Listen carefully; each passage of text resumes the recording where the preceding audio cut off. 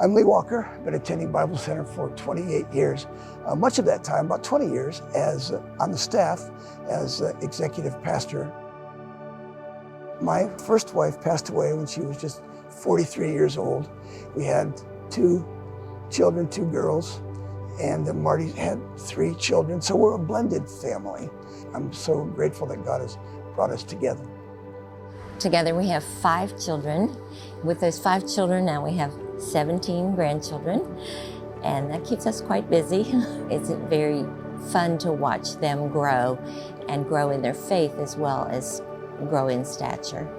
I've been here for 35 years, came here because my children needed a good solid place to be, and the school and the church itself were just exactly what we needed at that time. I was a very needy young widow, didn't have any family around or anything, and so the church became my family, and the church was very, very generous to our family. Look back on those days and think, I don't know how we would have made it in some aspects without Bible Center Church. I think as parents, we try to give a lot to our children and try to make their lives as easy as possible and give them everything we can to show them how much we love them. To me, giving in many, many ways is showing my love for God, because He has given so much to me. And even when I was a young widow, we didn't have 2 nickels to rub together, honestly. But giving to God was an important part of our life. And now that I look at my children and I see how they as adults give of their time and their talent and their treasure, it makes me very happy that I did that when they were young, because they were watching what I was doing. Generosity, it's a subject I love to talk about. It's so meaningful, such a rich and important part of the Christian life. One of my favorite illustrations of generosity is the widow with her 2 mites. And one of the things about that story that is so remarkable to me and impactful, and that you don't hear mentioned often, is when the widow gave, she had 2 mites.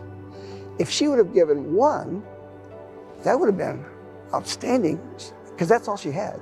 So she gave 1, she'd be giving 50% of all that she had. But she didn't give 1, she gave them both. What an example of willingness to trust God and desire to be obedient to Him. It's a great story. I think it's a way of life. It's the way you approach everything in your life.